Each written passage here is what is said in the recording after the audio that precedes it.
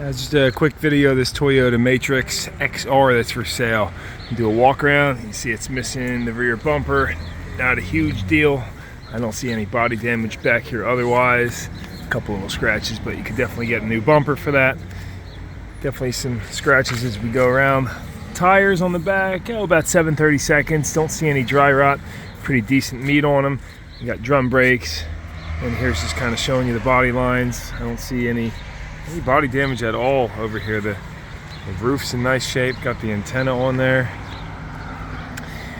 You got some prime wells on the front, about 8/32 as well. And the disc brakes pads have maybe half life or so. Looks like about 7/32 on them. Kind of just running around the front here so you guys can see that, since I really won't have time to show this car, so hopefully the video does it justice. Try to roll on it slow. You got both the hubcaps on this side. About 8/32 on that tire. Some micro scratches, but again, no body damage or rust in those wheel wells. This doesn't come with the baby seats. They're coming to get those. Customer just didn't want to put any more time or money into the car. Missing the handle there.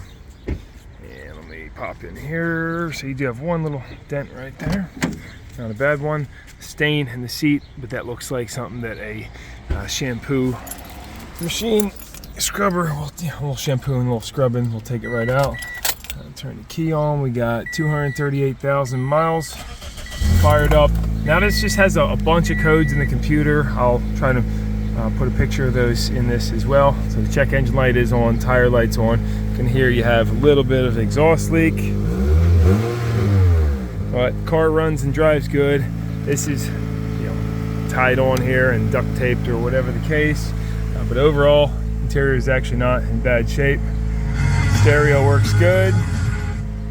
Let me shut this off and pop the hood for you so you can see under there. Car will need, again with those codes, it will need a little bit of work. It's got the 4-cylinder 16 valve with that 1.8 liter.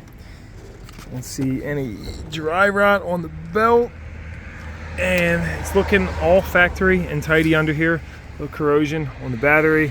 I'm not going through all the fluids right now, but I'm sure that's all up to level. You guys are welcome to check it if you come check the car out, because they did keep up on the maintenance of this vehicle.